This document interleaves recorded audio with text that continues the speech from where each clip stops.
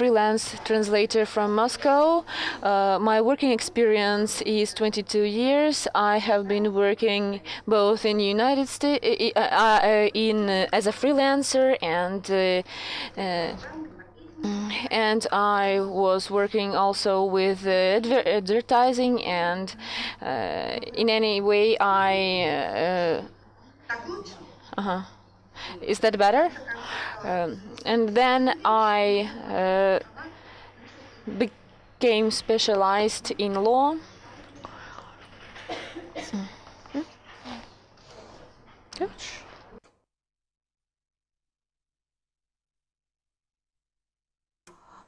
Okay, this is the information about me, and this is 3 lines.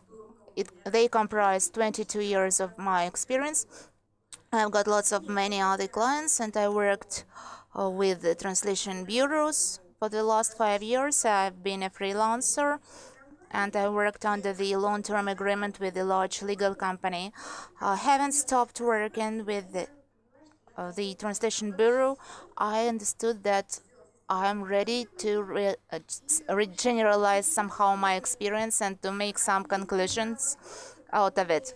My presentation as kind of answers, a set of answers to the questions asked to me in different places and by different people.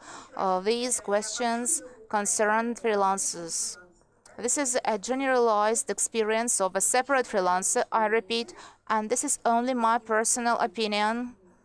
It is not necessary that it is true or universal, but I hope it will be useful for you.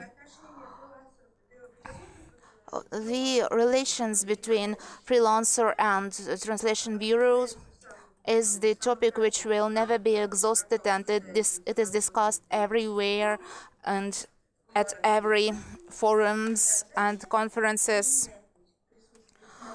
There are different opinions, and unfortunately, the majority of freelancers of translation bureaus argue generally. So the translation bureaus think that most of freelancers are bad.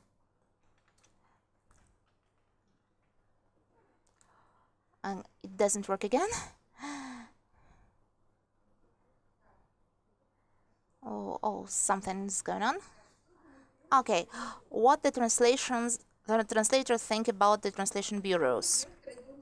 Well, some of the translators think like that. The translation bureau gives me a work, then it means that it is my God.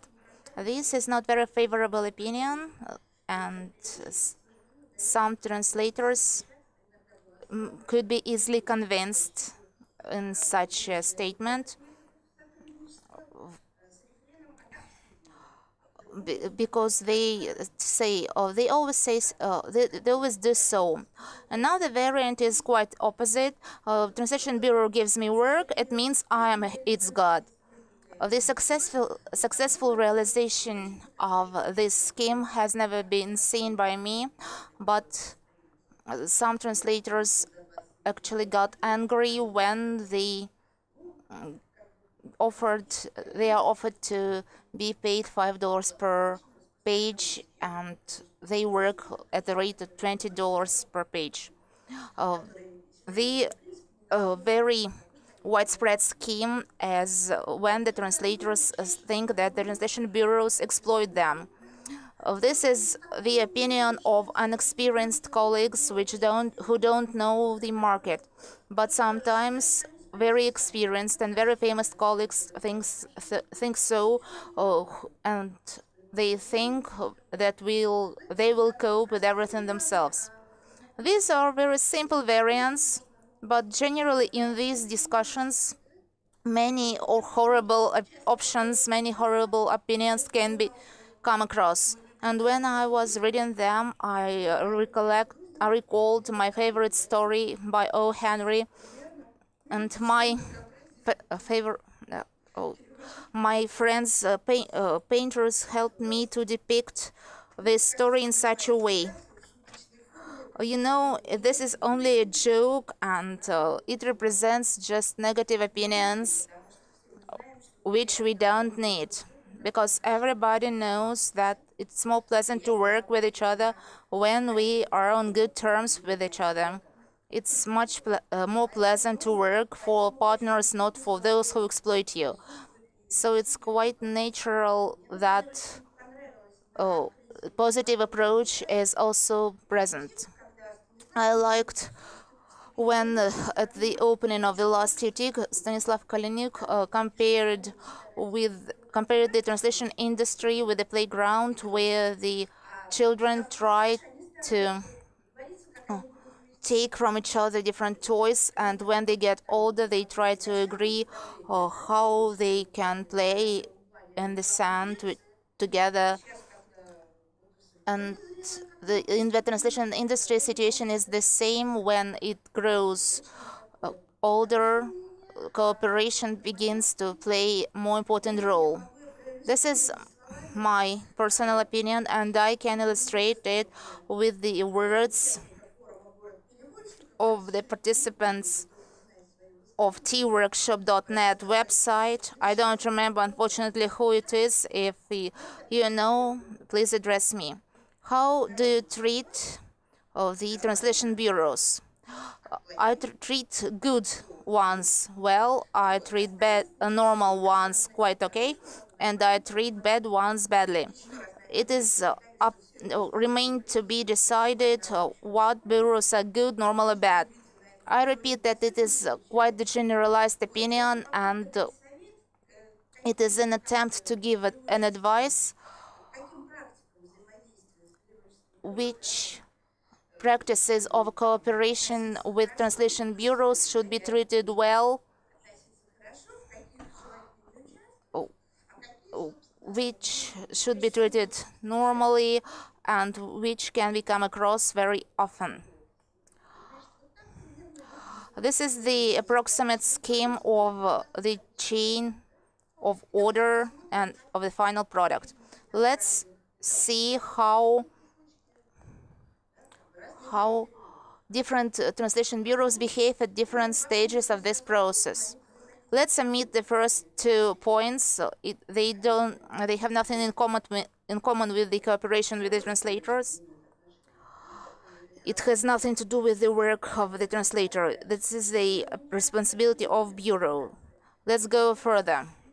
I unfortunately had 40 minutes of presentation, but it was reduced to 20 minutes, and I tried to make my comments shorter.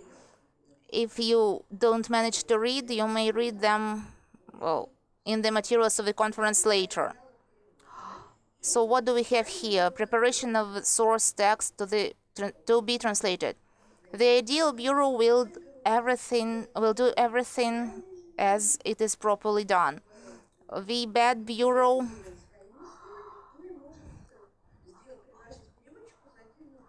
may offer this to the translator for a separate charge, and this job doesn't relate to the translation job properly. We've heard about desertification today, and it's necessary to understand that this service is only an additional service. This is just a technical moment which unfortunately could have its stumbling blocks. Oh, am I far from the microphone? Yes? Okay, let's go. Let's move on. So, negotiations on the specific order are desirable to be conducted after you've got acquainted with the materials.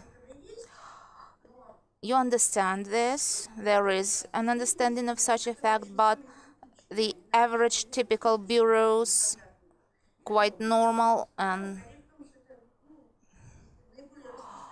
the most widespread practice is that the bureaus want you to agree to make the job first, and after that you should watch the materials. You should look them through. Please pay attention to the line. All the conditions should be agreed upon and in written form. Somebody actually insists on concluding the agreement in written form, but that's a matter of choice, and that's the matter of the agreement with the Bureau. Oral agreements also are valid, and they are to be observed in the same way as the written ones. There should be no psychological contract where the people didn't think it necessary to agree upon certain things because they thought that everyone knows it as is, but in case any claims arise, it turns out that the understandable of such things is different. That's why you shouldn't be shy while getting the order and making an agreement about it, because it will help you to avoid different unpleasant things. That's also a technical moment. That's also a technical moment, but with the certain bureaus there also may be problems. I won't be dwelling upon it in detail.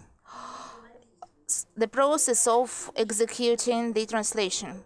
It is quite important to cooperate with the customer through the manager of Translation Bureau. It's important to ask questions which the manager can send to the client.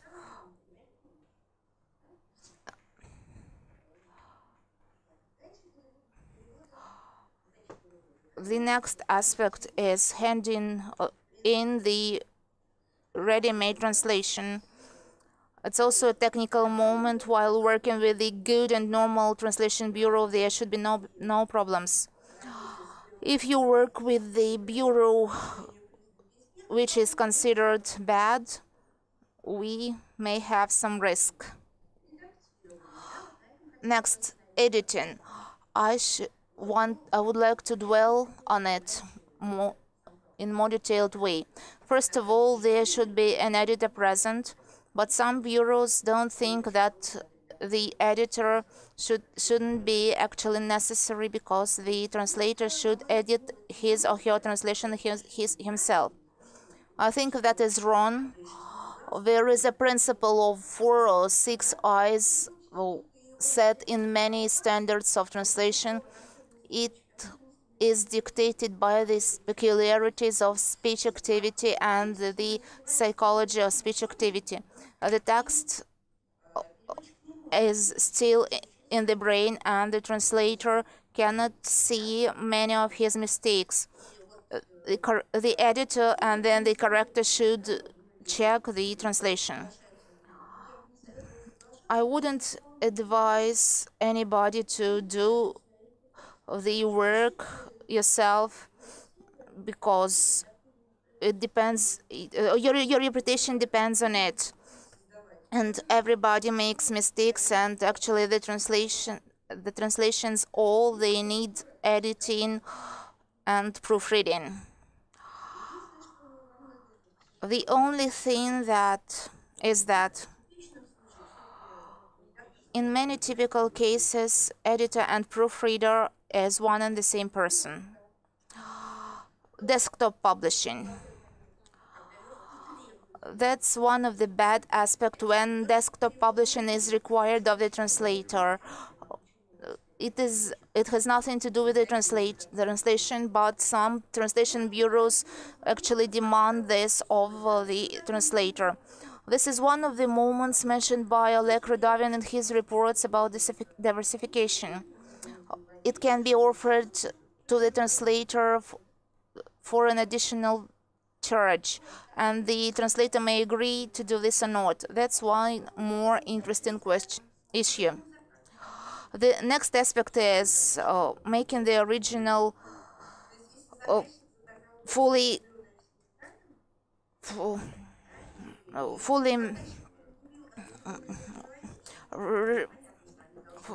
responsible to the standards of customer. The problem is that the requirements of the customer should be told to the translator before the job, because due to some points the customer addresses the translation bureaus but not the freelancer itself. Some of the issues are not in the sphere of competency of the translation bureaus, and the translator shouldn't do this because the translator is responsible only for the translation. Again, we see our scheme. Does everybody like everything here? Well, you saw this scheme already, but it was very little time that it was on the screen. Does everybody like it? Or does anybody feel that something is missing? Are there many freelancers here? Raise your hands, please. Please pay attention. Please, representative of translation bureaus, pay attention that there are many freelancers who are ready to work for free. The translators cannot hear the replic because of the microphone.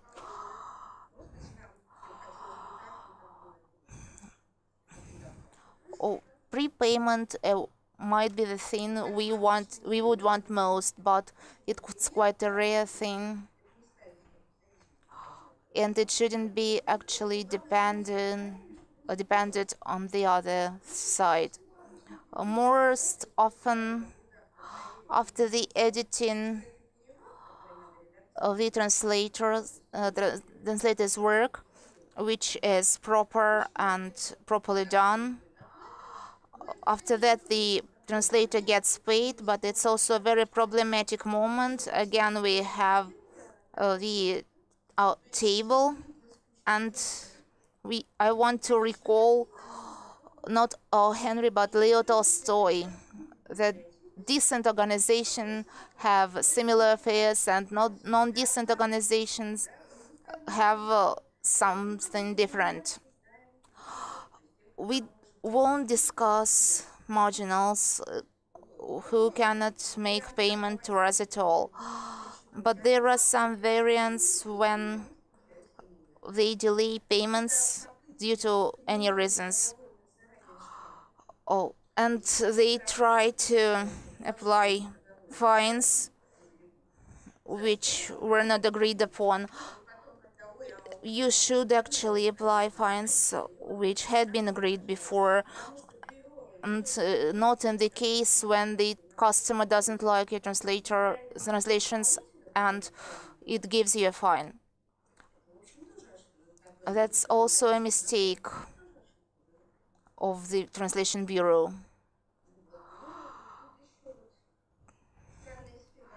Here is one more aspect: strange settlement schemes, when you, for example, will get paid in half a year, and if you want your payment at once, we will charge you with some interest. There are very strange methods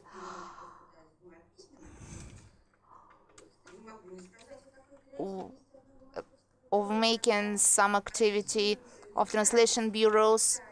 Well, for example, one Moscow translation activity or translation bureaus makes it a must for the translator, for their translators, to give the miles to the bureau, which they get while flying the planes. There also may be one more aspect when the customer just doesn't like the translation and it just deprives you of something. Okay, let's deal about the payment to the translator. For example, $5 per page. Many beginners have to begin from such a sum because they cannot be offered more. I offer to compare this sum as per the parameters listed here. What you have been offered for this $5. Let's begin with the good factors. If you have been offered what is listed here, it means the variant which makes you develop, which lets you develop if you put some additional efforts to it, and this work as a result will benefit you in the way that you can increase your prices in a while for direct customers to be interested in you in the future. The middle column is the reality, and the left column is not recommended, because in 10 years you might find that you haven't been developed yourself at all, except speed of typing and whatever.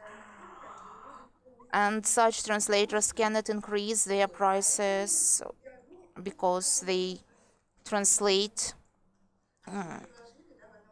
with a low quality. This table represents mixed variant. Mixed conditions. One condition is $5 per page and another is $10 per page, but sometimes $10 makes more effort than $5. This is the end of my part, and I want to wish every translator who wants to work with translation bureaus to find the workers, the employees to work comfortably with and with whom the cooperation will be fruitful. I used to love working with translation bureaus, but due to changes in my portfolio, I had to refuse from such practice. I hope it is not for good. Everything is possible in the future. A translation bureau is a professional customer. I hope I made my contribution today for you to review your opinion about translation bureaus, and you won't think of them as some angry man depriving you of money, but you will think about it as an organization which will benefit you, which will make you profit, and which deprives you of lots of complexities and lots of difficulties. I wish mutual cooperation to everybody, mutual and fruitful cooperation. Will there be any questions? Freelancer. To clarify the point, I've been a little bit late. As far as I understood, that was based on your personal experience and some research. From my personal experience, which lasted many years, which might be considered a research. And on the basis of your experience of working with translation bureaus in Russia only? Yes, in Russia only. Yes, thank you. Will there be any questions? More?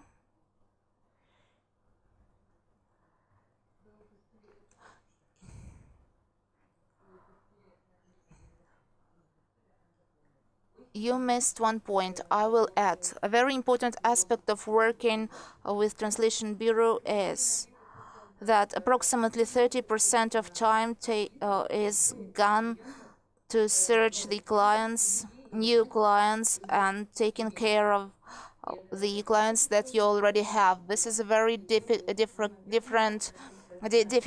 and thorough work. It takes professionalism. It needs professionalism. My topic is cooperation with freelancers. That's why I omitted it.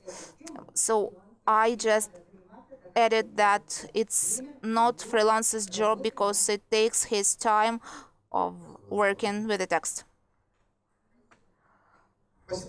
Thank you for addition. Thank you, Elena. I think we can pass on to your co-reporter, Vitaliy Vorobyov, Director of Translation Bureau from Pronova from Kharkov.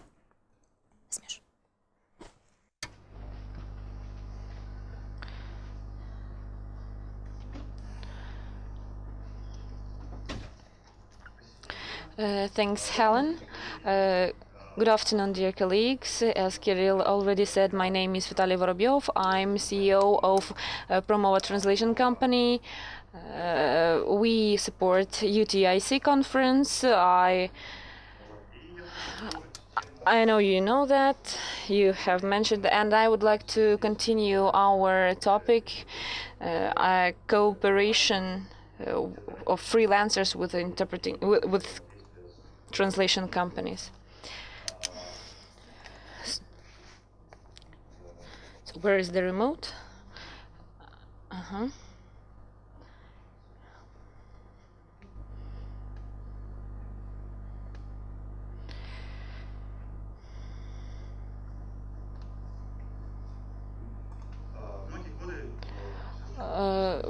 For lots of years, everything that we did was we called it translation, and we sincerely thought that this word is enough to describe what we are doing. We transmit one language into another, and those people who know less about translation, they are not sure that it can be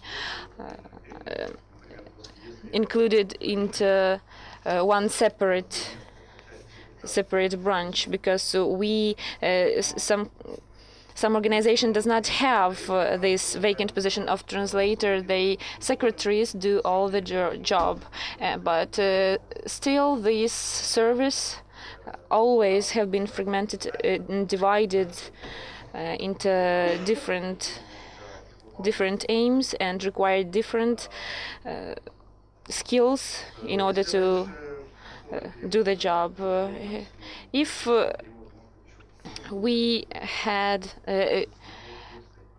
some time ago, the translation included only translation and editing services. Now we have lots of extra services, the terminology basis, the management, and even translation job is not only a translator's job,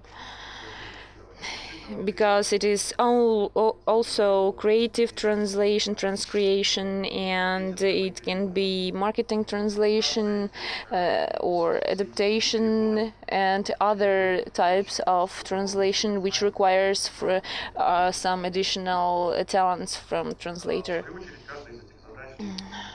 Each of those tasks can be divided into other secondary tasks. First of all, the development of new technologies gave birth to such new services as testing and editing and other translation services. What concerning to the translation as services, and the same we can apply to vendors. If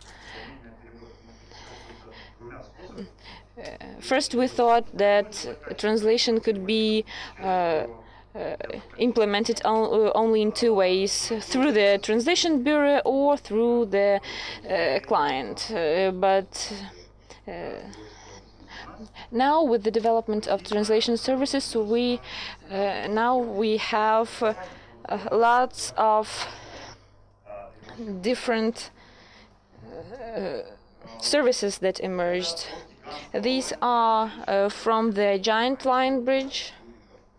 Everybody knows they have more than 60,000 co-workers, and still up to one poor freelancer who does his job on his own. We have a wide range of forms of managing the translation work. There are there are lots of services that are added to translation services. It can be the little translation company which is working with the separate branch, and such companies, there are a lot of such companies, and one other division. These can be separate people or teams that group of people who specialize in this or that services, or it can be a family where wife helps her husband, and kids who help their family, and those different approaches need a different approach, and we should understand that they all are different forms. Also, we can add the departments in companies that have their own rules and their own I'm sorry.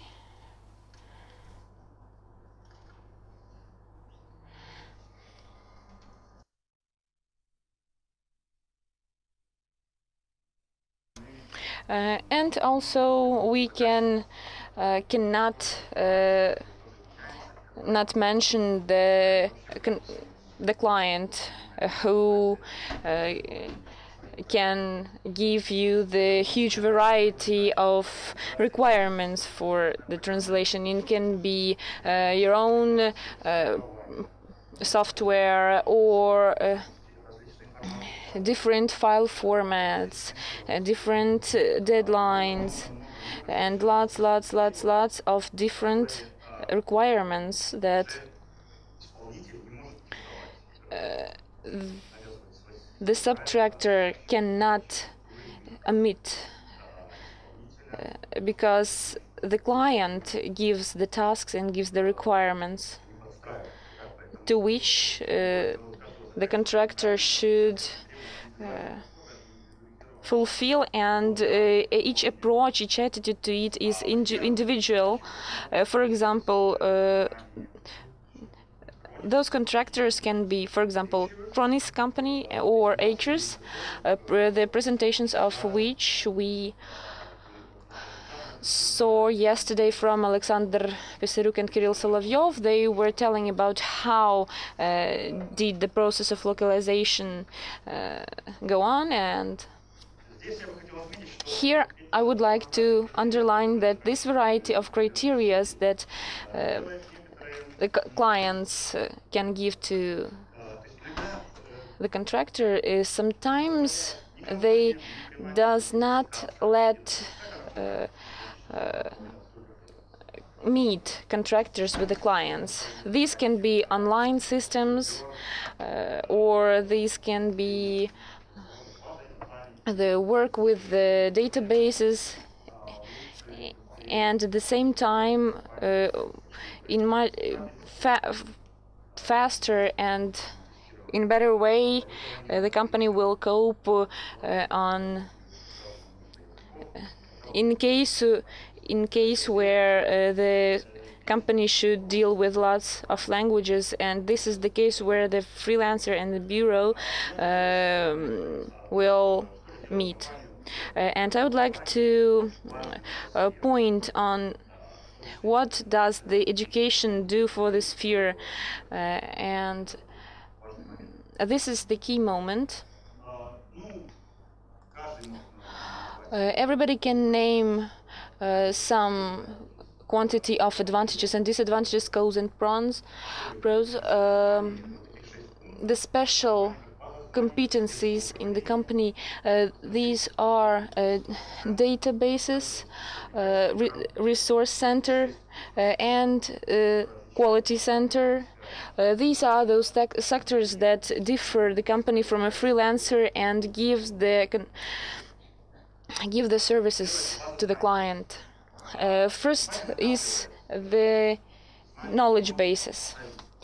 because the company collects the knowledge during lots of years, and here they can provide the unique knowledges for their client and work with them.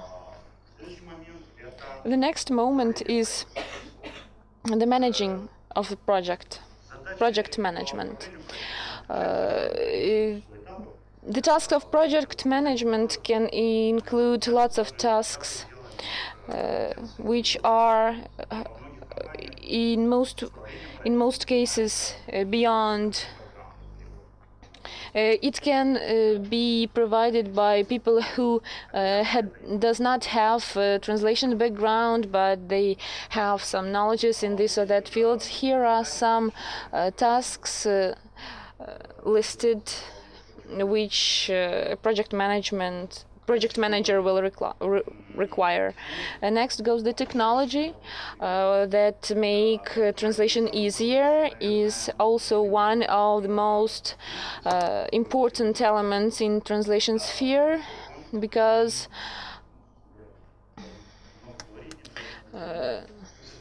you all know the CAT tools, also automated quality checks, because the company can afford to own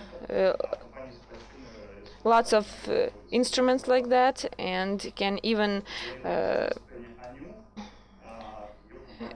achieve those resources. For example, a new company uses 16 CAT tools that a freelancer cannot even afford. The next question is resource question, because the company cannot provide the separate person for each resource. That's why they should choose them according to the criteria and set the practice for the students. And this is quality systems. Quality system. Translator can rely only on himself in his work, and sometimes he surely can ask the colleague to look through the work, but still the one required thing for the company is one that will let you to minimize the risk of mistakes and exclude the human factor. Also, there is a testing, automated control. These are the variety of QA systems. One of which I would like to mention this the system that can count the quality of the work, and the last one is stability. Continuity. It can provide a constant working process, because if due to any reasons translator cannot continue the work, he can if for example they will need the optimization of a process or improve the work process. This system can be more flexible, can offer different models, quality models to the contractor, and can give more instruments. And the resume, all these fragments and variety of services, the variety of functions, tasks and skills that can have both companies or translators, or requirements that let us, all the participants of the market, to create our own set of figures, like on this picture, our own set of services, for we could provide those very services that you need. It can be not only translation for translator. If a translator feels that he can also manage the project or can write the articles for the blog. This is the whole topic that emerged on UTIC, and this is the whole topic of diversification. That's why I would like to wish you to find your own set of tools, set of tasks which you could give to your clients, and to work with the comfort. And beyond that, it will help you to reduce the competency.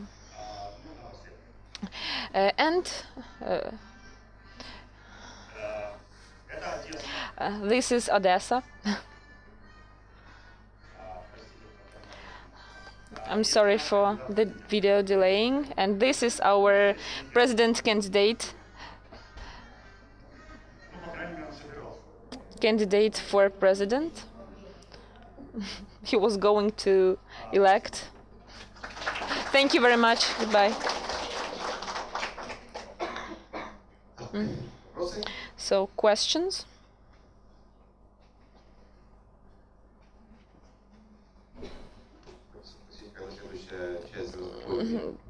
I would like to ask, when will be the next Star Wars part will